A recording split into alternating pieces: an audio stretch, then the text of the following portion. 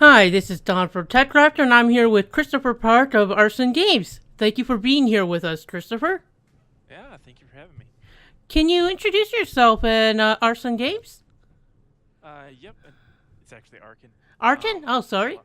No, it's fine. A lot of people do that. It was not something I anticipated when I came up with the name.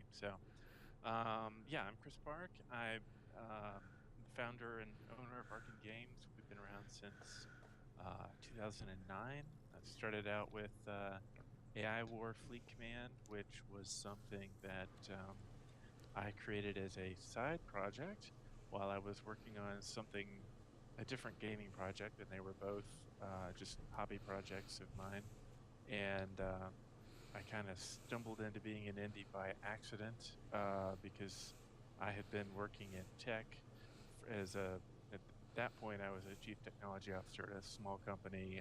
I'd been a developer there for 8 years and really loved it. It was in business software and I did not think games were a viable business. And then I happened to have a game right at the start of the basically the indie revolution in 2009, and my side project went on to be super popular, and it's now on a lot of like best strategy games of all time sort of lists and so forth, which is really cool.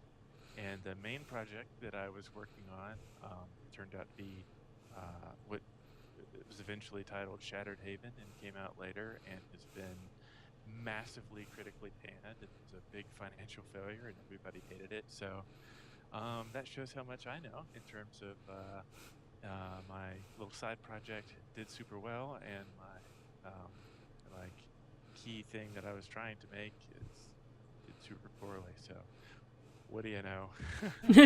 Yeah, you look at your history there. It's a bit of a rocky road up and down. Like you said there, you had AI Wars, then Shatter. Then I believe you had. Uh, Tidalis. sorry? Then Tidalis, yeah. Yeah. You've also had Bionic Dues and Last Federation, Mm-hmm. which and Federation was another big hit for you guys there. Mm-hmm. And then your most recent release was Star Wars Road, which was a side project that it didn't go as great commercially, though it was critically acclaimed. Yeah, exactly.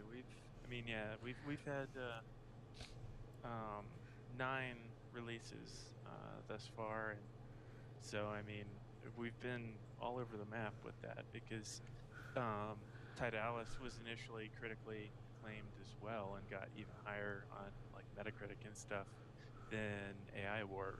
Over time, it wound up slipping some, and it's not on anybody's greatest ever lists. But that one was a misjudgment of the market, though, and it lost money. And then we did a Valley Without Wind, which had a ton of hype and excitement and was in magazines and stuff with people looking forward to it. And then that greatly disappointed on actual launch. And I went through, and we did a sequel for free, and that wound up losing more money. And then we did Shattered Haven, which just bombed. Although some people do really love it, and I'm really proud that each of our games is somebody's favorite game, which is really cool to me. Either of our favorite of the games that we've made, or in some cases, people are like, "This is my favorite game," because the story in Shattered Haven is really cool, and it was a personal thing for me, but it just did not resonate widely at all. It's experimental and niche and kind of weird, and it's rough, and yeah. Then we did Skyward Collapse, which was received very well, particularly at first, but then people kind of cooled on it. That actually did break even pretty fast, but then unbroke even as we did more support, and then broke even again, and so that was good. And then Bionic Dues, which just the screenshots and stuff didn't do it justice in particular, and people didn't know what it was. We didn't market it right. We didn't have enough lead time, and but people have enjoyed it, and it's kind of become kind of a cult hit. And then the Last Federation, which did very well for us, and then uh, So we did a variety of AI War expansions over that time period, six, seven, I don't remember in all. And the Skyward Collapse got one. The Last Federation has two. And then Starward Rogue, yeah, it just has been too niche, but people have loved it. And then now and then we've been working on one called Stars Beyond Reach, which there's this insane amount of hype for from people, and I've put over $400,000 into that. It's created a lot of financial pressure because of that. And it's been in development forever and then kind of in development hell. And it hasn't been living up to what I want to release. And so we've kind of been completely retooling that. And now we're on to something called In Case of Emergency Release Raptor, which is a smaller project, our first 3D one, but it's something I'm really excited about and I think is really cool. And we're planning on heading to early access with that shortly. So basically, we've kind of split what we're working on.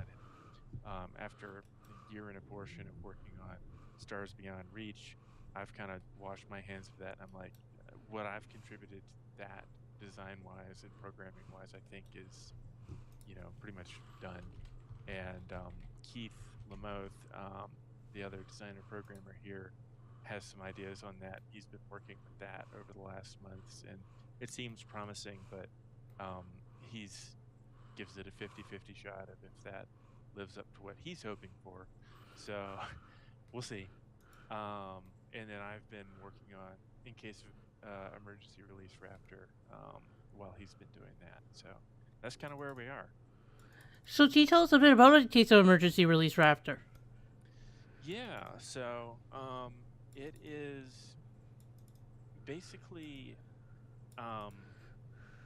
somewhat a little bit roguelike-ish in the sense that you are it's procedurally generated levels, and you play as a velociraptor, and you get to go out and fight robots, either pouncing on them or dismembering them or whatever. And the idea with that is that there have not been any games where you get to play as a stinking velociraptor. And that's something I wanted because they made that Sega Genesis Jurassic Park game back in 1991, and that was super fun. You could play as Alan Grant for some reason, or as the Velociraptor, of course.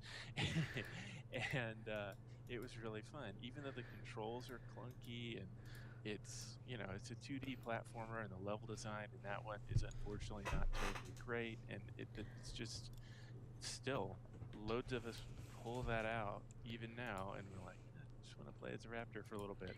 And so I wanted to make something that was in 3D that felt good, that had a smooth feel to it, and that you could really feel like you were being the raptor. And then everything else is just an excuse for that. So everything else with the game is just kind of in service of letting you be a raptor and giving you something to do while you're being the raptor. And so the robots are a nice enemy because then there's not blood and stuff, and so kids can play it. So I wanted my son to be able to play it with me and so forth. But at the same time, I want to be able to like rip the arms off of giant stuff. And well, robots, that's perfectly fine. But if it was like a person or a T-Rex or something, then it's like, oh no, sorry son, leave the room. But yeah. So the idea is giving people procedural, a mix of procedural and handcrafted content to explore through, and then robots that have kind of different strengths and weaknesses and kind of tactics that you use to approach them, and providing for a bit of a stealth, loosely termed stealth abilities where you can kind of choose your path through the levels and avoid some robots, or choose to fight them, and then ultimately get to Father Brain at the end of each level and destroy him. And as long as you destroy him, that's fine. You win the level. But if any of the other robots are aware of you, then his shields are up. And you have to deal with the robots that are aware of you first. So Hence the kind of stealth aspect. If you go around other paths or go through the rafters, not raptors, or go through the rafters with your raptor, then you can potentially avoid some robots that are otherwise aware of you and get to Father Brain, more quickly or whatever. And it keeps track of how many times you got hit and kind of will give you a rating at the end. And the intent is to do like score and have daily runs and so forth with that. But it's not something that we're going to have right on our launch with the score and daily runs. I intend to have both. Right now we have a mode where you're invincible, but it kind of ranks you and says like, "Gosh, you got shot like 20 times. What's wrong with you?" sort of thing. And that's really nice for speed running, is what that's built around. Like, it's easy to hear, "Oh, you can't die," and think, "Oh, this is like a kid gloves kind of mode," but it's not. It's meant to be for speed running, where you try not to take hits, but at the same time, if you do, it doesn't interrupt your flow, and so you can go through and just be the raptor, just absolutely charging through things, and if you make a mistake, it doesn't interrupt that. And this is also a mode that works well for kids, but I mean that's kind of a byproduct. The other mode is then kind of more like the Demon Souls type mode, where you have a very finite amount of health and you die, and it's more about creeping around and so forth, and that gives a very different sort of a feel. One is more power trip and speed running, and the other one is more about absolute finesse and tension. And so I think that both are pretty cool and different experiences that you can have with one game and one set of overall mechanics. So you mentioned that your procedural generation there, that you're planning on missing it. So what you're planning on doing, from what I was reading there, is basically using a type of modules creation method of creating a bunch of different modules that can be used to create the levels, so that you end up with different ones, but that they all are thematically and this is fitting and work together well. Is that about right? Yeah, exactly. So part of my love of procedural generation is that then A, there's replay value, and B, the levels can surprise me because I want to be able to play it too. And if I know all the level layouts in advance, that's no fun. And so with with this, the problem you can get with procedural generation though is having no personality, right? Where Yeah. they're just bland and they make no sense and it's just corridors or whatever. So with this lets us hand design architecture. The first thing we're doing to show that off is an apartment building. And so, um, you've got, corridors outside the apartments, which, that makes sense. And then you've got, little apartments themselves, again, makes sense. And then you've got things like stairwells and utility halls and so on. These are all things that you would find in a, real apartment building. Um, and then there's going to be some rooms that are very large that you would not find in an apartment building, but that are actually like a bunch of apartments that have been kind of collapsed, and so then there's just kind of this wreckage in the middle. And part of the procedural generation there is that we define places in walls. Like if you have an apartment, normally there's just a front door and that's it. You can go in the front door, you can look around the apartment, and you can come back out, right? And that makes sense, and that has verisimilitude, and we're familiar with that. And it's actually really cool having a raptor walking through an apartment, because that's not something we've seen before in, like, even on the big screen and stuff. We've had like a T-Rex in the backyard, but we haven't had a velociraptor in your bedroom or whatever. And it's really cool having like the velociraptor like stepping over the couch and stuff. That just, I don't know, that gets something in me. I love it.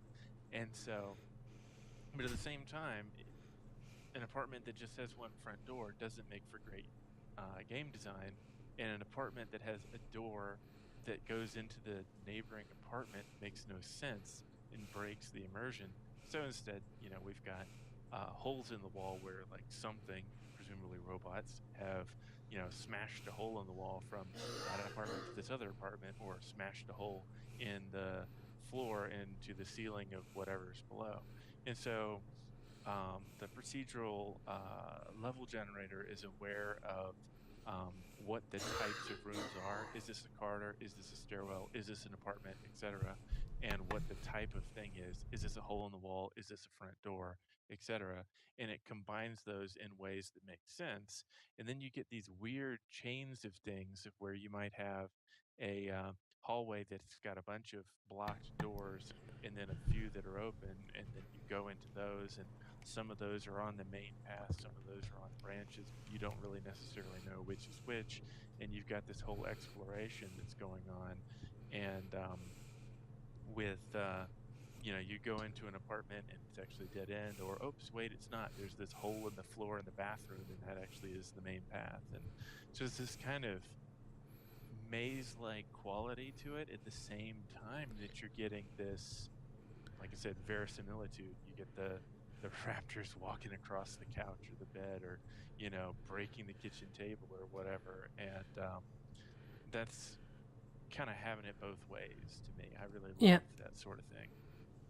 So can the raptor break down any of the walls on its own? There are a bunch of things that are destructible, and that's a big part of the game. In terms of breaking down things that would disrupt the kind of level design flow, no. But you can absolutely break down, a lot of times there are doors that are swinging or whatever, and they swing on a hinge, and you can move them if you want to, like with your head, nudge them out of the way or something. Or you can just smack them off their hinges and have them just fly across the room, and you just like pounce on them and just for some reason just beat them to death. um, and I will probably make some specific kinds of walls that you recognize as being like, aha, that's a destructible wall, where it's like a weakened wall that you can, you know, bust from, you know, the, the bedroom into the bathroom through an alternate entrance or something. Or jump Um, down through the vent, break a hole in the vents to jump on top of a robot? exactly. But those wind up being kind of Scripted. Yeah. yeah, scripted, and something that the player recognizes, because just kind of that wanton destruction of like every wall. Can Um, cause mayhem in level design. exactly, yeah, because I want there to be some cleverness in what you do. If there's a turret that's set up that has a limited firing arc, well, then I want you to have to approach it from certain directions sensibly. If you can just break through every wall, then there's nothing, there's no skill there, really. So you're trying to get people to play as clever gorillas instead of just breaking everything? Yes, but they're going to break everything too. And so there's plenty of breaking things that Yeah. you can do just for the heck of it. You can break all the lights. You can break, if you want it to be dark, whatever. I like breaking things with this. So there's just like destructible stuff everywhere. And a lot of it has absolutely no point other than just making you feel awesome.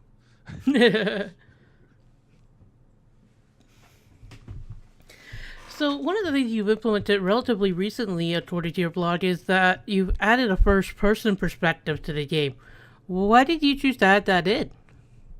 um, I felt like with the third person Raptor, I was hitting a point of frustration where it wasn't feeling right to me.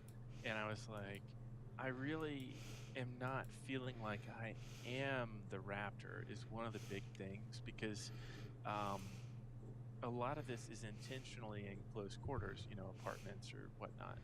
And these apartments have unusually high ceilings. Not incredibly high, but they're, nice, like 9-foot ceilings, and that's not something you see in, your everyday apartment, but, it doesn't feel odd when you're here. So it gives a little bit more room. But there's a lot of things where you're even in a more spacious place, you've got, rafters or whatever that are around, or, corners that you're going around, and you might be seeing the raptor kind of past these obstacles. And that creates a sense of distance from the raptor that I didn't care for. And I also wanted to have the ability to slap back. One of the things the raptor can do is this kind of, Jedi deflection of enemy bullets back at them. And originally in the third person, there was no way to aim that sensibly because of the nature of it being a third person thing. Your raptor might be, like think Mario 3D World or whatever. Your raptor might be facing any old direction, and you're running away to do a deflection. Then, and where does that go? And so I had made it so that it just kind of auto aimed back at enemies. But then that was too easy. You could just sit there tail slapping, and then they just blam blam blam. You'd get the enemies, and that was it. So anyway, there were a variety of different problems. I couldn't really figure out how to solve those to my satisfaction. I was like, what is more being the raptor than being the raptor in the first person? Let's give that a shot. And there was I think it was an Alien versus Predator game or something that did that, and I kind of took some cues from them. I was like, I want to see the raptor's head, and I need to see the raptor's head because biting is one of your big attacks, and if you're just like invisibly biting in front of you, that doesn't make sense. So I kind of put the raptor's head over to the side in first person view, as a way of you're carrying your gun in a first person game, you see that below you, and the raptor's head is kind of your gun per se in this. And that gives a lot of people the impression, oh, this is a over the shoulder game when you're in that view. That's not really first person. Technically it actually is, because the way that you pivot and everything else is in a first person fashion, but you see the raptor's head right next to you there, so it does at the same time have some cognitive dissonance of being over the shoulder. And so some people were like, whoa, it actually makes me motion sick playing in the first person. Other people were like, hey, I really like this. So I was like, great, now I've fragmented things. So I was like, okay, I've actually learned a lot, oddly, that I've changed in making the first person view so I can take that back into the third person view. And I wound up solving some of the problems that had been intractable for me for months in the third person. And so it was like, okay, well, now you can do whichever. And so personally, I actually kind of wind up switching back and forth between the two contextually, which I think makes sense, because even in like the Zelda games, there's times when you do that. You switch into a first-person view when you want to shoot the bow and arrow, but you, or the hook shot, but you use that third-person view when you're using the sword. So that makes sense. But at the same time, in this game, you can stay in whichever mode the entire time if you want to, unlike in, say, Zelda. Well, although I guess via Z targeting, you could say you never go into first person with the bow. And you have to go into first person sometimes for the arrow. It's excuse me, that's unavoidable. When you're shooting like a Switch or something, Yeah. you've got to aim at first person. Anyway, with this, it definitely adds something when you're in the third person and you're able to kind of see the raptor. Even though you feel a little bit less like the raptor, you get to see the raptor in all its glory with the animations more fully, versus you can't see that when you're in the first person. It can be doing these cool animations, but they're off screen. So. Yeah. One of the things is that I was curious about is what challenges has the limited limbs or motion types that the Raptor can do done to game design? In the past we've heard developers like Naughty Dog explain that they moved away from Spyro because of the limitations of the character. Have you run into any things like that with the Velociraptor? Yeah, it's one of the things, and I think that probably they were running into this with Spyro too, is that when you have a in 3D games, normally characters are if it's a humanoid type character in particular, we're not talking about like a car or an airplane or something. If it's a humanoid type character, you're generally speaking going to be representing that by a capsule. So think of a pill, and that pill kind of is the collider, if you will, that goes around the character. And so most of the characters are like a 2 meter tall pill, or if it's a kid, then it's shorter than that. And we are very adept at making games based around a pill. Um, and in the first person and the third person, and all sorts of different types of games, from shooters to adventure games to you name it. And that has to do with everything to where you can go up and interact with things, to just all sorts of physics. There's just a whole lot of gaming that is based around the idea of this capsule collider and how it moves about. Wall collisions is another big one, to where you're not like clipping into the wall. First person shooters have a problem with wall collisions where your gun can clip into the wall, and they solve that by putting that usually in a separate camera, and so they kind of fake it basically. And when you've got a character that is elongated, that's some sort of quadruped like Spyro, or that is, a bipedal character that's torso sticks way forward like a theropod, like a velociraptor, then you run into a bunch of weird problems all of a sudden, where you can't fit that in the pill, because either the pill gets so fat that we were calling it thunder thighs internally, because he couldn't fit down like hallways and stuff. The pill was so wide in the collider capsule, so that his head wouldn't clip through, that it meant that there was all of this giant extra bounds on the sides that he couldn't move sideways for reasons that were not apparent to the player. And it was, we never released that to anybody because we were experimenting with it. We're kind of laughing at, oh god, thunder thighs, this is terrible.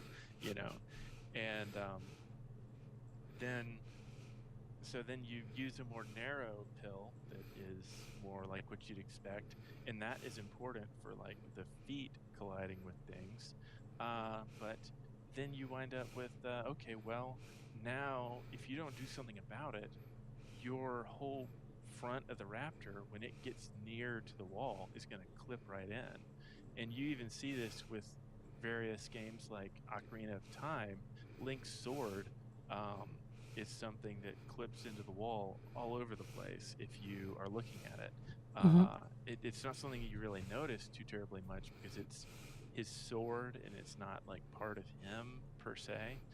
It's not like his face is clipping into the wall. But it is something that is kind of glaringly obvious that you do see, that you don't see now in the more modern Zeldas as much. And quite a bit of effort goes into kind of faking those sort of things so they don't have it. There's little camera tricks and depth tricks that you don't even think about, that it makes it look correct when actually it's not under the hood, and it's kind of getting the best of both worlds of well, you get into a lot of technical art fakery basically that happens there. That's kind of the visual tricks. And the Raptor, and I'm betting Spyro as well, they cause innumerable problems because they stick out so far, and it is their face. And so you're going to run into all sorts of clipping problems, or you run into problems with the thunder thighs, or you run into problems where your the legs that are supposed to be colliding with the ground might be hanging around in space, and you get into a whole bunch of things with inverse kinematics and foot colliders and stuff that you can do there to avoid that. So there are ways around that, but and those are actually used super commonly with bipeds, humans now. But this all gets incredibly technical very fast. But you run into just a ton of situations where the character just doesn't feel right. And so I spent just weeks and weeks and months uh, working on that particular problem. And that is one of the things that was kind of an intractable problem for me eventually, and why I moved to first person. And then, weirdly enough, I kind of had kind of the bolt of lightning stroke there when I moved to first person. When I moved to first person, all of those problems went away because I was able to switch and start using the same traditional first person fakery that they use with the guns.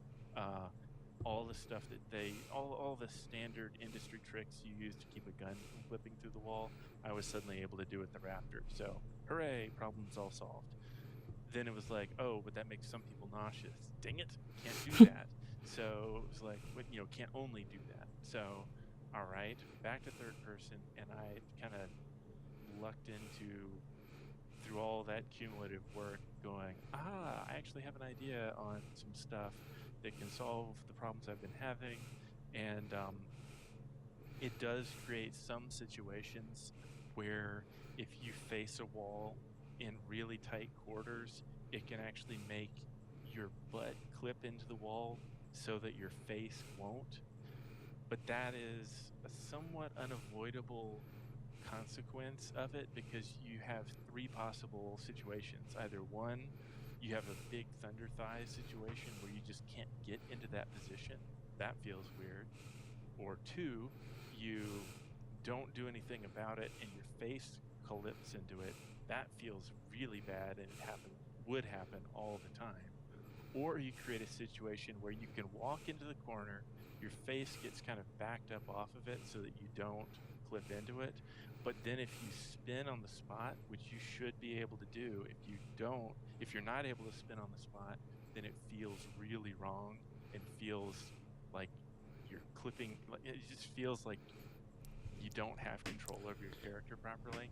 Yeah. Anyway, and so if you spin on the spot, then by definition, since your face wasn't clipping into the walls, and we need to make sure that you're still not doing that, your butt then does clip into the wall. And so it's kind of like, well, what's the least of all these evils? Butt in the wall. And so, other than making the Raptor rear up in an absolute vertical pose, which would look ridiculous because the Raptor would never stand like that, that is pretty much the only solution. And I've made it so the Raptor does rear up somewhat, but I've put it at the limits of what looks reasonable.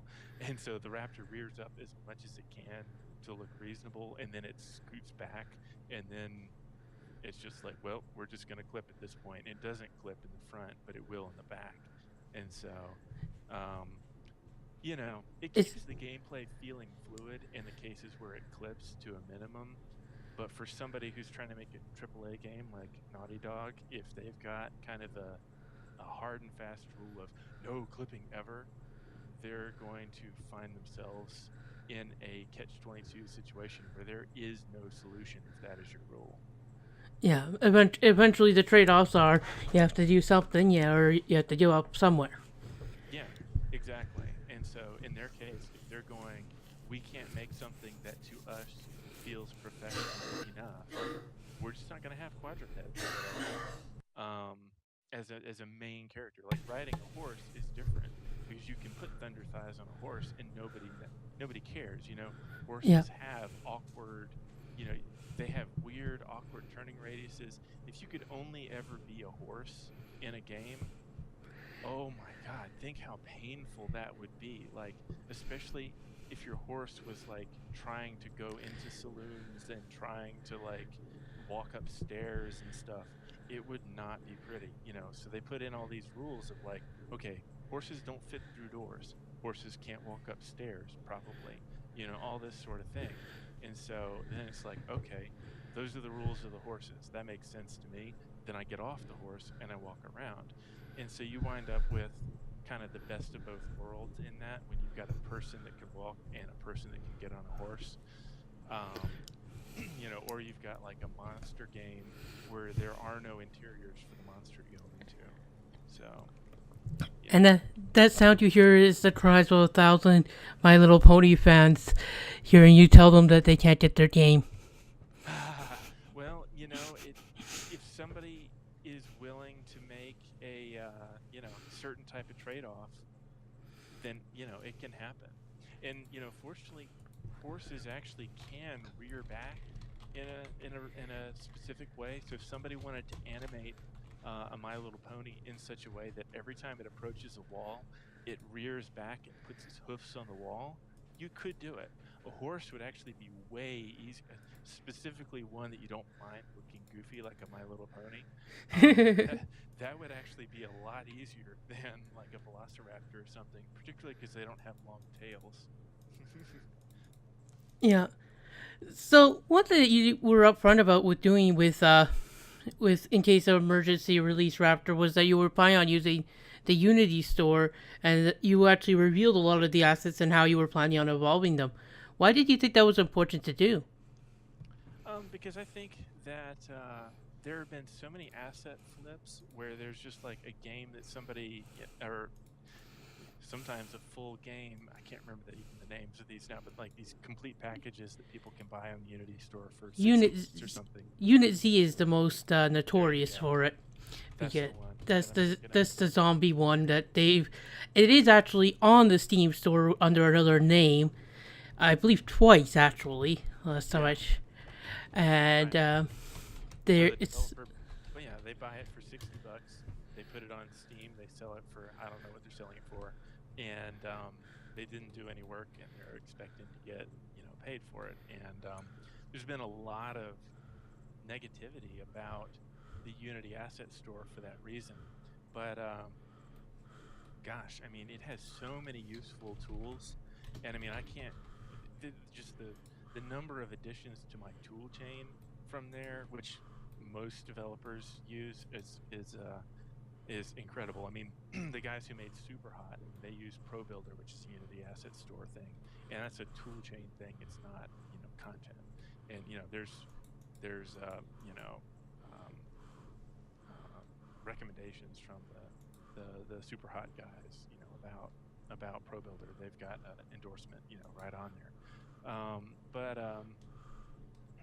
and tons of other developers. I mean, all the AAA guys and stuff are using certain types of, shader packages or whatever else that somebody's developed. So, I mean, all that stuff is kind of par for the course. But then it comes into things where you start talking about models in particular. yeah. And, we have a limited staff. And so when you start talking about textures and models, then it gets into an area where people start going, are you actually making anything? And but I wanted to kind of go, well, look, we are using some other people's models. This is for sure. We're crediting this. And here's what else we're doing.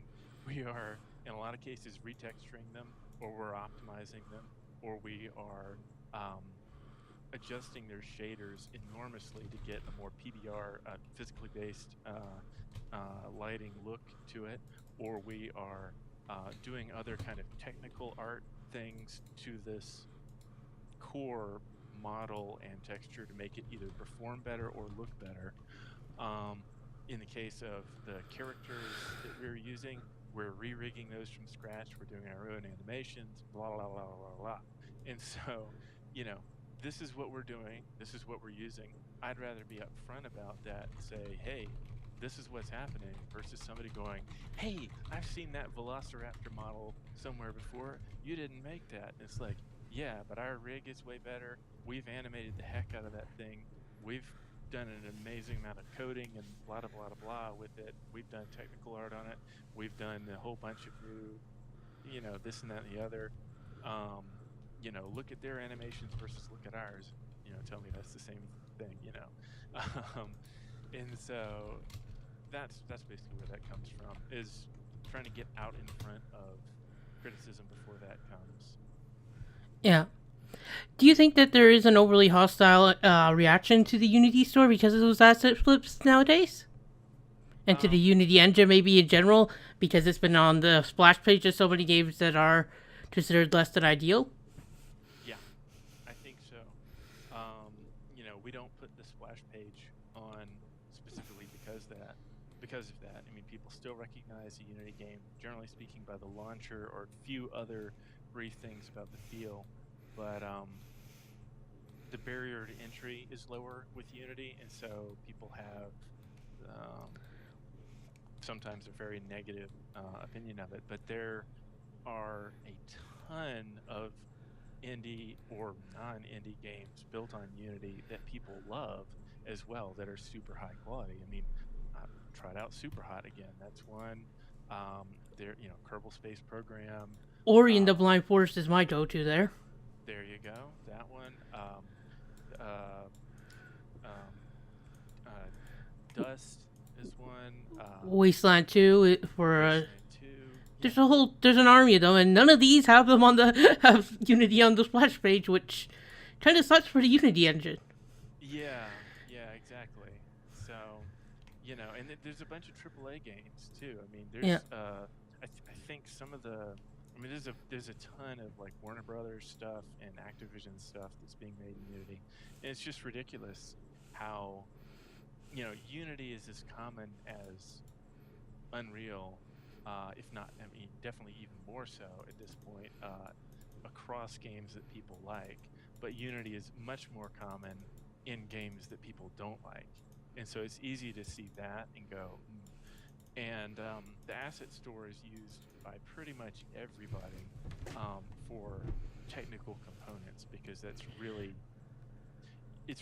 foolish to try and reinvent the wheel on something like a really good depth of field effect versus somebody who has specific knowledge of that, spent a couple of years polishing just that thing. Oh gosh, it's stupid to try and roll your own on that versus spending whatever it is, $20-$30 to get that. And so, I mean, they have clients that are AAA and everybody else, but nobody looks at a depth of field effect and goes, oh, you got that from the asset store. Nobody knows. Nobody can even tell, But I think it's really nice to recognize the people that did create a technical piece like that. And you can't look at Superhot and go, oh, they made that with Pro Builder. How do you know they didn't make it with Maya? How do you know they didn't make it with, SketchUp? Whatever. Yeah. Because they endorsed the product. That's how I know. They were like, this helped things and it made it so much faster and yada yada yada. And other people were like, ZBrush, that's my go-to. It doesn't matter. But then as soon as you start getting into art assets, then people start having a really weird reaction to art instead of code. They start feeling like, if you use a birch tree that somebody created that's kind of a generic birch tree, you'd better create your own birch tree, because otherwise it might not fit. Now, if you're using cartoon lions or something in the middle of like your serious shooter, that's a problem. Yeah. But I mean, there's a lot of 3D assets that are kind of serious models of whatever, and they are modeled well. They have a certain number of polygons and so forth. Why make a new set of rocks? Do you really recognize the rocks from this game to that game? Do we need to have individual crates that are designed for every game? Do we need to have tires and wheels that are remodeled every game? I don't think that's really required. Why not put the time and effort into something that is, really going to pay off more? So I mean, there's been a lot of effort into like the breathing animations of the Raptor on our case and stuff, because you see that up in close and personal, and that's not in any other game. And just the way that it moved and all that. There's been an enormous amount of time on the animation side for us, more so than the modeling side. So it just, and our little robots and stuff too, animating those and making those really feel, having like they have some personality to them is a big deal. So. Yeah. Do you plan on uploading, say, some of those and selling some of the similar works that you've done on the asset store anytime, or have you in the past? We've thought about it. It's kind of a challenge because with some of these things, it's hard to sell, like, for instance, Raptor animations, because those are extremely Niche. model specific. Like you can sell generic humanoid animations because those will work with any human or orc or goblin or kid or whatever. They'll all be able to interpret that animation set because they all have a fairly standardized rig for the most part. And Yeah. humanoid stuff is very much um, reusable. Um, we're actually working on doing a new Raptor model that's higher poly and that looks a little bit more traditional in certain ways. And we're having to completely rig that from scratch and then I say redo all the animations, but really to do fresh animations because it'll have its own set of animations with that. And because our existing animations that we spent so long on with the other Raptor don't translate across because the bone structure is different, exactly where the weights are. There's little extra bones that tie into like parts of the skin for, things like the breathing effects or, the tongue moving around or things like that. And that's all excruciatingly separate for the different models. You don't usually see like a human character breathing, and if you do, then that is a very high quality Production. model. Yeah, Yeah. and that's a rig that is not going to translate to another character as well. That's a very custom rig. So, Yeah. so a lot of our stuff is so custom that it really can't be sold. I've developed a new AI system for doing pathfinding and so forth for this game, and I've developed a new occlusion system as well for cutting out sections of levels because there were some kind of technical challenges that I wasn't happy with the existing solutions from Unity or that people had on the Unity asset store, and so I came up with my own and thought about selling those, but there's a limit to how much tech support I want to do in terms of like teaching other people how to program or whatever. And some of my stuff there is also fairly case specific in terms of games that are based on a series of procedural nodes that are connected together. Yeah. And if it's like an open world game or something, these would be terrible for that. And I would write a completely different AI system, but it's ridiculously efficient for here, and it lets my AIs traverse really complicated topography that and really efficiently that other AI packages either can't do or that use ridiculous amounts of CPU to do and still probably do wrong. And so, you get into such special cases a lot of times that it becomes hard to sell that sort of thing, and the amount of money that we potentially earn is so low that to some extent it's kind of like doing it out of a desire to give back versus like any sort of corporate Yeah. motive. And while I'd like to do that, it's Not the right time right now. it's not the right time right now. Yeah. So, what do you think can be done, or is there anything that should be done to help try and educate people, about the goods and bads of Unity, so that people know what it is and there's less of this instant reaction to seeing Unity anywhere on it? I think it'll just kind of come with time. There, Jim Sterling. I think he did two. Yeah, I know. He did A video honestly, on the good side of Unity after he's caused this whole everybody screenshot searches every indie game for assets. right. So I mean, he did a video. I mean, I think his was one of the first along the first wave of videos and stuff about asset store flips, and the Unit Z or whatever it's called. Yeah, that's But the asset. The asset stalled Unity on the store stalled Uncrowded. There might be another one, but yeah. yeah. Unity is the complete project. It's shown up, I think, multiple times also on Greenlight that didn't get approved. Right. Right. And so I mean, he was early on in kind of the back, kind of creating some of the backlash, well Yeah. deserved against that. But then he made a later video, not all that long afterwards, maybe a week or two after he kind of was talking about that, talking about the good sides of the asset store and, yada yada with that. And that's something that I thought was really good. I really enjoyed um, that video. His videos are a little bit of a, to some extent, guilty pleasure of mine, but 'cause he really rips into stuff a lot of times, and so it's kind of like, Sometimes it's "Eh." fair. Sometimes it's I think it's not fair. Some of the, you know. Yeah, yeah. So I mean, and I've kind of known is the wrong word, but kind of been in occasional contact slash awareness with him for a long time, since well before he was doing videos. And he's written various stuff about my stuff. I don't know that he's ever done a video about it, because it was mostly before he was doing videos that he was kind of covering my stuff.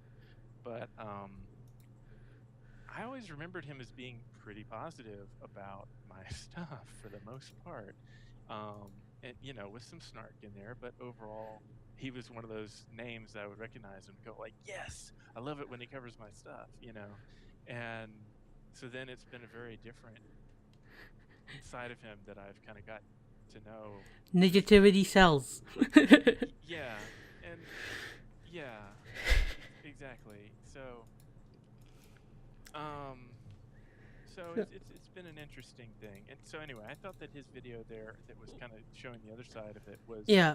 was a good thing, but I don't know how many people really took that to heart. And one of the things that was kind of amusing, like, I have to say amusing, because if I can't be amused at it, then it just makes me, the blood pressure is not a good thing. So rock paper shotgun did an article, I think, last week on In Case of Emergency, talking about how it's coming and yada yada yada. And one of the earlier comments in the comment section was, "Oh, I know, I've seen that, Raptor model somewhere before. It's just a whatever." And I'm like, "Yeah, no kidding. I even said where it is in the thing." I mean, not that they have any way of knowing that, but it's just, that's again part of the reason why I'm like, "Hey, this is where we got that Raptor model, by the way," so that they can't go, "Ha, I found it out." And it's like, yeah, I told that publicly, like 4 months ago. Thank you for, being a dick about it, though. But it's like, look at it in motion, though. That sure wasn't there to begin with.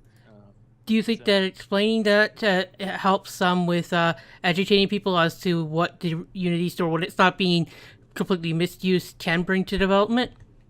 I think so. I mean, I wrote this in the context of an article that I think I titled, using Unity, the Unity asset store the right way, basically. Yeah. And I talked about how we were doing it and what we were doing, and um, you know, how I think it is good. Because here's the thing: even with giant AAA companies, okay, Why I mean, reinvent the same thing? yeah, their budgets are freaking insane. Whatever work we can save those people, like we as consumers, whatever work they can save, if they're not modeling birch trees and rocks, thank goodness.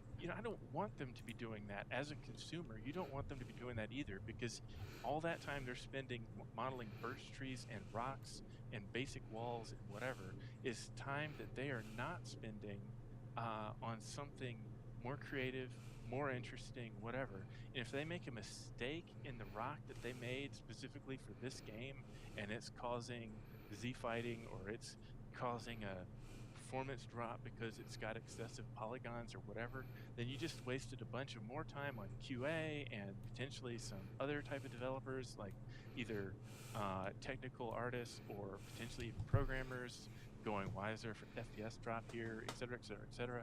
And so,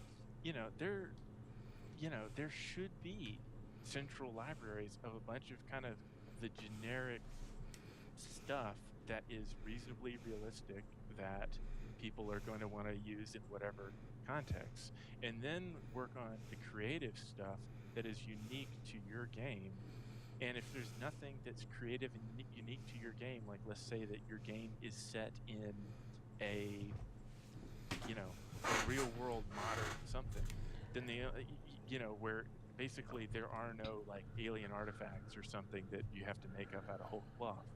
Well, then maybe you use all the assets and you just, um, you know, Your unique put stuff is in other areas. your unique stuff is in other areas. You darn well better have unique gameplay. That's what we want anyway. And maybe you make unique character faces, or you've got unique voices. You've got a unique, you know, little handwritten note from your mother in your pocket as a World War I soldier. I don't know, whatever. Yeah. There's these little touches in there all over the place. And the more time that developers can spend on that sort of thing, the less time they have to spend on the stuff that's causing these multi-million-dollar budgets that are past a certain point that becomes wasteful because you're reinventing the wheel over and over and over and over again. And for the small guys, we can't do that. And for the big guys, they shouldn't be doing that. Yeah. If you don't want a $60, game cost with, ridiculously low content, that's how you avoid that, but still get that same quality. Yeah. So with early access, there's been a mixed reception at times. What is your plan to deal with some of those issues? Well, I'm hoping that the fact that we're coming in at a very low price point, sorry, we're coming in at $5 initially, and ultimately I intend/hope to raise the price of this to more like 15. Certainly not more than that, but my goal is to make it so that whatever people are buying at the time of is worth it to them at the price that they bought it at.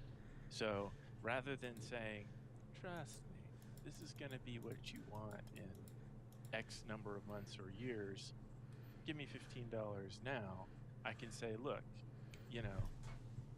hopefully this is something that you think is worth a coffee's worth of money now. It's pretty cool. You get to be a velociraptor. There's not somewhere else you get to do that. There's some cool content. The graphics are cool. You get to be a velociraptor. Is that worth $5 to you? And if the answer is yes, then hopefully people go, all right, cool. I'll jump on. Let's see what else happens. And hopefully there's a sense of, okay, if nothing else happens, I didn't waste $5. It's not like I spent 15 or 20. And if it continues to grow, then hooray, gravy, And that's gonna, we're gonna be kind of hitting hard and fast with the updates after release, with new things in the level editor, new level chunks, new level types, et cetera, et cetera, et cetera, new robots. And so with kind of that rapid turnaround there, hopefully that's something where they go, well, gosh, I came into this with the attitude of, maybe I'm wasting, maybe I'm not wasting $5, but maybe this $5 only buys me what I see, and that was worth it even if I get nothing more. But gosh, look how much I've already gotten in a freaking week or 2 weeks, And so I'm hoping that between the two of those, people will be able to go, huh, this is, something I can get behind. Like, this is, a good time to buy it because I can get this at a substantially discounted rate, and look at all this stuff that's coming in it, like not sometime in the future, but like now. Look what's happened in the last week or two, and I'm hoping that will kind of get a sustained interest in it because, past a certain point, we need that to happen if this is going to be a $15 game. You know what I mean? Yeah. If I'm going to develop this out to the point where it's got, the 10 overall or more types of level themes that I want to have in there, and all these extra robots and all this extra type of content, and la la la la la la, then if that's the $15 experience, that's going to take X number of months. We have to have money to make it through those X number of months. As long as we're breaking even, I'm happy with that. And that's what we'll do. If people are like, no, I like this, but I don't really want to jump on this that much, then I can say, well, okay, maybe this is just a $5 game and it stays that way, and it's going to be still more value than the people on day one, week one put in, because we're going to be putting in a truckload of stuff just in the first month, even. But if it hits a point where it's like, gosh, people are not buying this in such a way that we can afford to increase the price, then we say, well, okay, we're going to kind of tidy this up, make this a $5 experience, and really it's worth a bit more than $5, certainly at this point, hopefully, but we're going to keep it $5. And, you know, that's the game. Apparently there wasn't as much hunger for being a dinosaur as we thought, and we've had that sort of experience before with other games. And I think it's really good to be able to hopefully walk away on both sides without there being like either false promises or, you know, a sense of let down hopes. Just being upfront about that beforehand of like, this is what's going to happen, one way or the other. These are the trigger points. This is what happens here. And given the low price point, kind of the attractiveness of just the concept, and hopefully kind of the uniqueness of getting to be the dinosaur in this sort of environment, hopefully it'll see plenty of support. And it's not like we needed to like make $1 million or something to continue supporting it. Good grief. We only got 2 of us working on it, so it's pretty low bars that we have to hit, honestly. Yeah. And so, that's kind of the hope. I like to set up situations where there's not, a rock and a hard place where I'm either having to take a giant financial hit on the chin or, massively piss people off. So that's kind of where I'm trying to position this, is where that doesn't happen. So that's how you plan on avoiding being like space-based DF9, for example, which is where I think a lot of people think of, especially when they hear we need the money to keep the game development going. Right, exactly, because that was something where they needed a lot of money because they put a lot of people on it, and they had a big spend per month, and so they needed to sell a lot, and they were selling it at a high price, and it was. They had to pay back loans for it as well Yeah. before they could even take any of the money. Yeah, exactly. So when you look at all that sort of thing, that's set up to fail in some respects. They potentially, that could have worked. Like, if everybody and his brother was like, this is amazing, I want space base, DF9, then that could have worked out brilliantly. But that's planning only for success.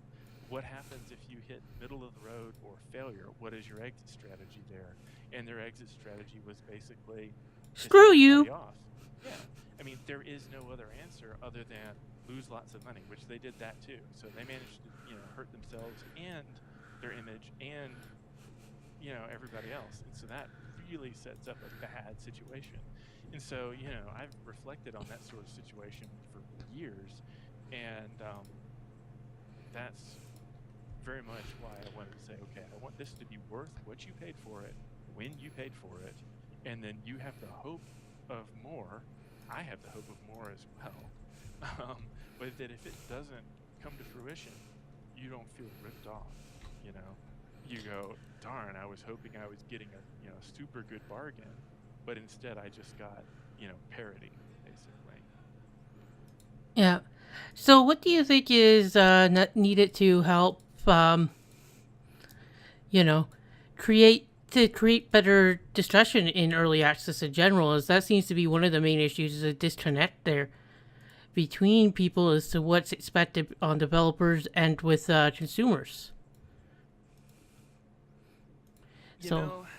In not that this is a legal discussion here, Yeah. but in law, in contract law, they have the concept of oh god, I'm drawing a blank on it suddenly. I'm about to say it and I draw a blank suddenly. But there's basically kind of the unspoken contract of, like, if I'm paying you some money to do, I don't know, bring a bucket of water to my house every day, and you decide out of the kindness of your heart to also bring me a bar of soap. I don't know why you're bringing me these things, but whatever. You're doing that. And we have a relationship where for 10 years, you bring me a bucket of water and a bar of soap every day for 10 years and I pay you. I don't know why this is happening. But then one day, you decide you're just going to bring me the bucket of water from then on and forget the soap. Um, I can then sue you and potentially win, even though it was in our contract originally that you bring me the bucket of water for this amount of money. I can potentially sue you for breach of contract for not bringing me the bar of soap that we never agreed upon, because over that extended period of time, there became the expectation, and I forget the legal term for this, but anyway, that because of the habit of you bringing me the bar of soap, that it became basically a part of the contract in an unwritten way. And not all states and not all countries have this concept, but a lot of them do. And so um, that's a long roundabout way of getting at this. But that sort of thing, we even see that sort of situation um, entering our courts is basically what I'm driving at. Is that Yeah. that's such a fundamental part of human nature that we felt the need to put that into Law. our legal system. Yeah.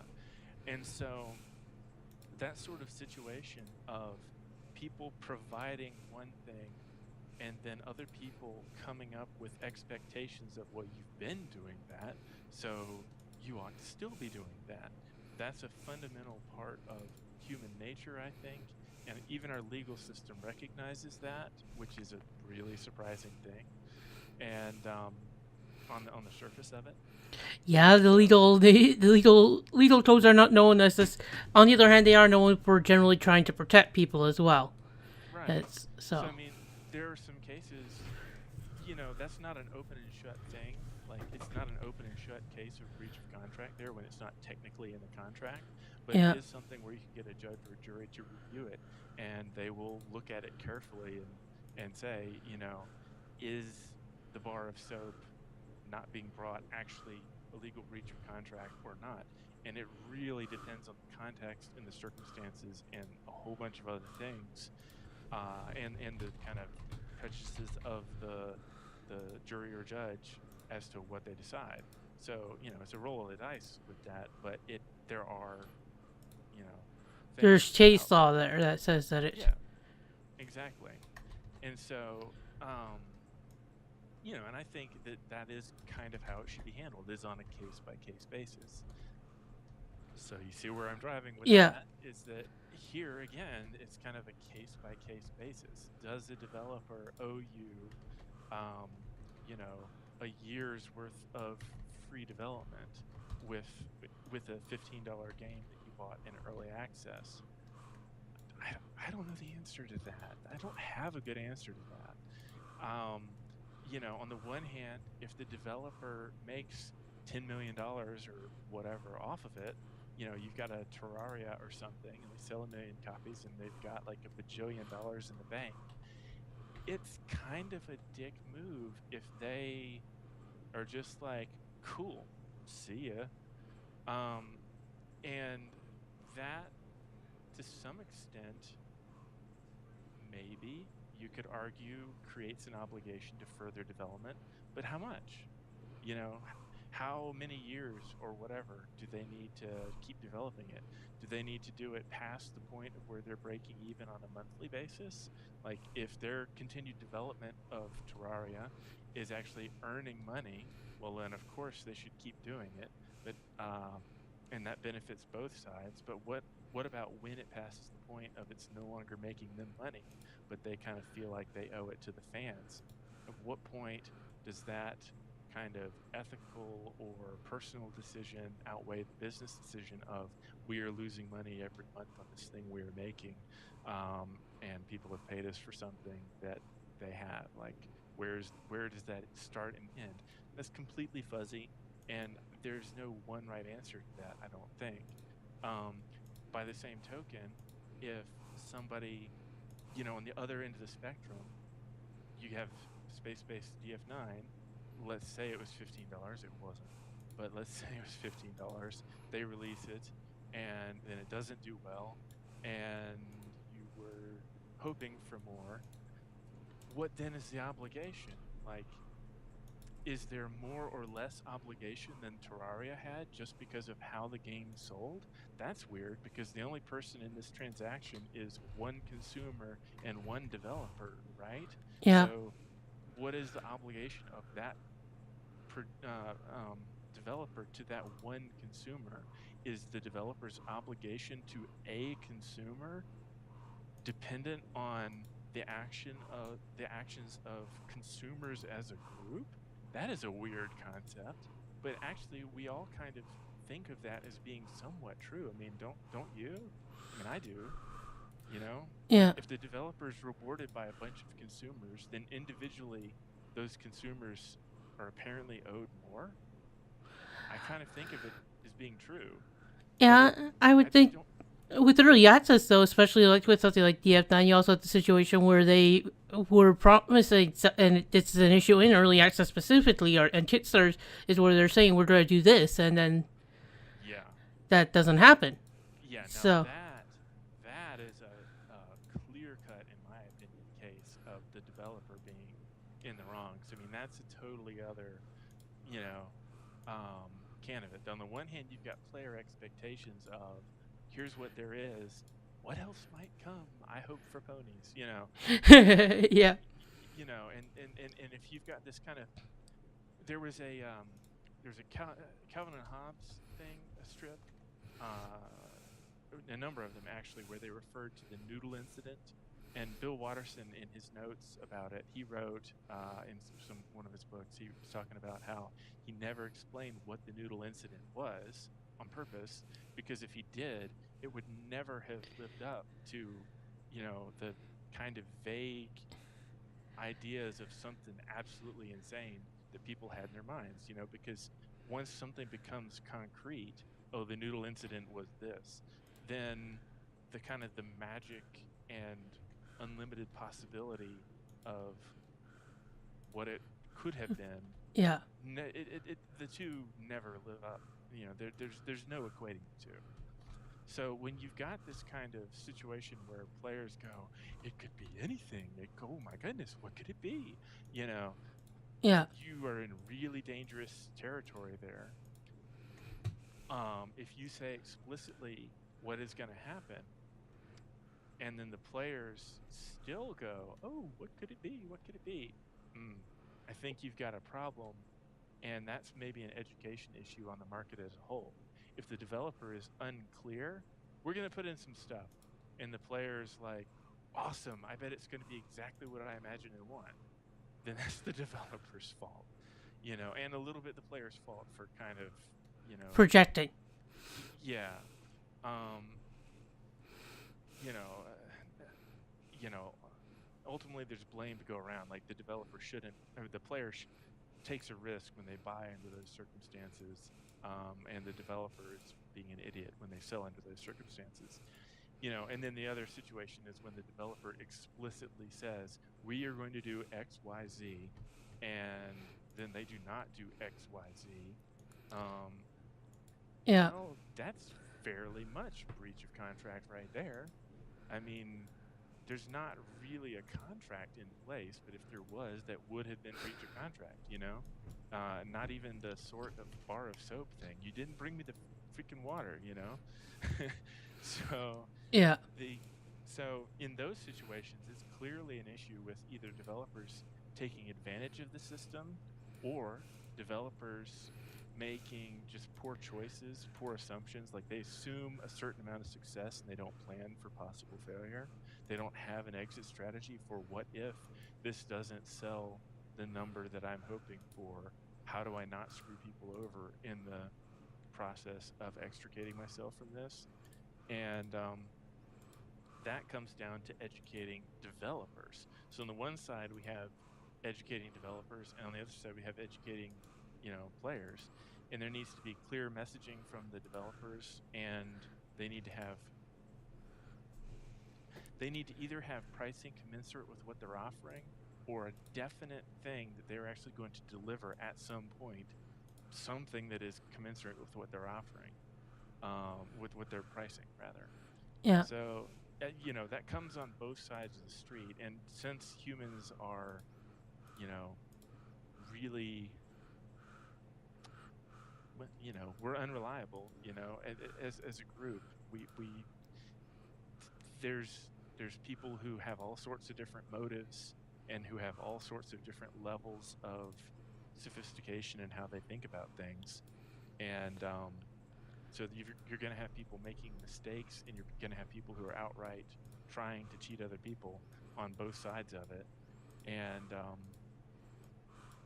so I think that education is good, but the problem itself is not necessarily ever going to fully go away. And so there's always going to be some degree of risk on the side of developers that they're going to piss people off without having tried to do it. And there's also going to be some risk. There's always going to be some element of buyer beware on the other side as well. So, Yeah. you know, And it's tough. and what do you think of things like Valve saying that they don't want necessarily public roadmaps and such? Like that was something that when I originally saw it didn't make much sense to me. I think that does make a fair bit of sense, mainly because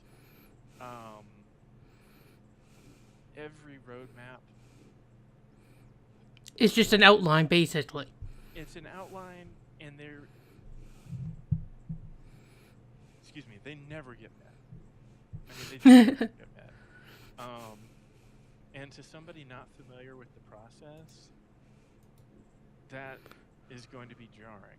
And that's going to immediately create a sense of, oh God, the sky's falling, even when it's not. Or it creates a sense of expectations, of promises for something that's going to be happening by a certain date that may be unachievable, but enough, that the clear messaging is very much important, and you would think that a roadmap would be part of that, but it's so easy to abuse that on the side of the developers, and it's so easy to misinterpret that on the side of the consumers. And so I think that is a good decision, even if it is a counterintuitive one. Okay. So I guess one last question. I guess back on in case of emergency release Raptor. You've said before that this is a bit of a sequel to Bionic Deuce. Could you explain that? Yeah. So basically, we have a Arcenverse, which is kind of the Arcen sci-fi universe, and there's a timeline in there, and the games have nothing to do with one another in terms of gameplay style or genre or anything like that, but they are set in a chronological history. And that's pretty fun for us because we get to kind of tell an evolving story and keep filling in gaps and whatnot. And I guess one way to kind of vaguely think about it would be, the Star Wars universe is nowhere remotely on that level, obviously. But expanded universe type stuff. Yeah, Star Wars, they have games that are shooters, they have strategy games, they have, games about flying in ships, they've got books, they've got whatever, and they all deal with one overall timeline and history, and there's characters that in some cases that show up in various ones, and sometimes there's not. And it's there's a cool ability to flesh out a big world. And sometimes you feel like you want to be a stormtrooper running around on the ground. Other times you want to be a rebel fighter flying in a spaceship in orbit. And you get to do all those things. And rather than coming up with a whole bunch of different disconnected random sci-fi universes, because we keep making sci-fi games, I thought it was a lot more interesting if we connect them. And we didn't initially intend to do that, but then it quickly became a thing. Um, and so Bionic Dues is earliest in the timeline, and that one, in that one, the humans are still on Earth, and the robots are rebelling, but they're really buggy. And that's actually kind of the core kind of conceit of that game, where you know each robot has a unique kind of malfunction, and that makes them kind of puzzly as you go through kind of the roguelike layers, and you exploit the different bugs that each type of robot has. And they have a predictable bug that you can exploit, and but the combinations of them are what makes it really interesting. And so those are the earliest kind of robots that are uprising. They haven't really got their stuff together yet. Then the robots pretty much win and kick the people off of Earth, and most of the people. So all the rich people and most of the middle class leave, and they go off into space. And the robots are like, "Woohoo! We've got all technology on Earth." The humans that are left are pretty much poor people, and they're like, shoot, we can't use computers, we can't use guns, we can't use any of this stuff because the robots control it all. And anything they don't control, they can easily take control of quickly. Nanobots or whatever you want. The robots just are machines against the machines. Doesn't work.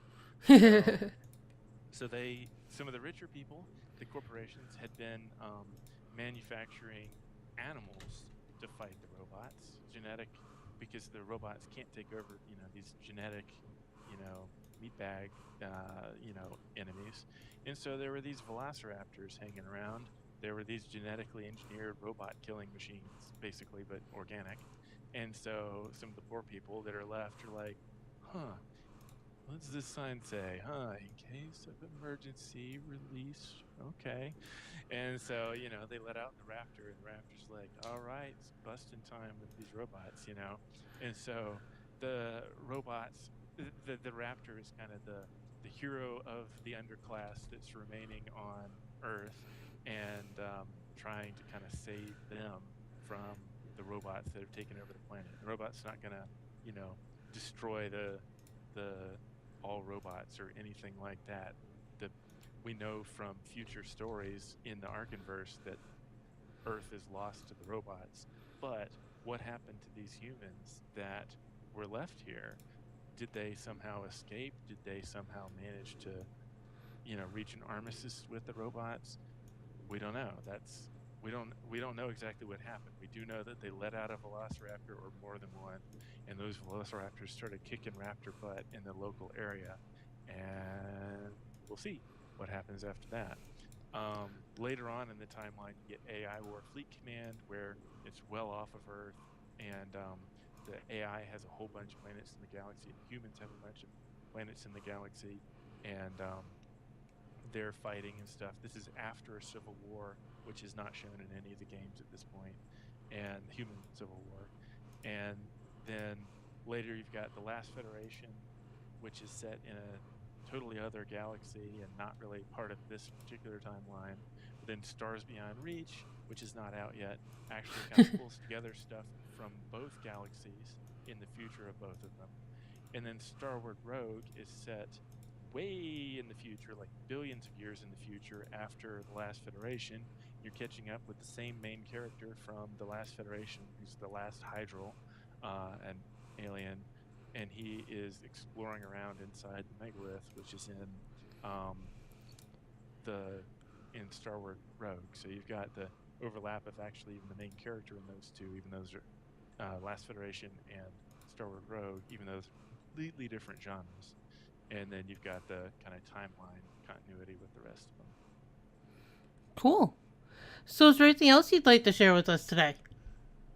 I think that's pretty much it. We covered a lot. Yeah. So this has been Christopher Park of Arcen Games. He's been talking about his upcoming game, In Case of Emergency, Release Raptor, which will be releasing into Steam Early Access July 21st if there isn't any more delays. Yes, I would. So thank you again for staying with us, and have a good day. Thank you.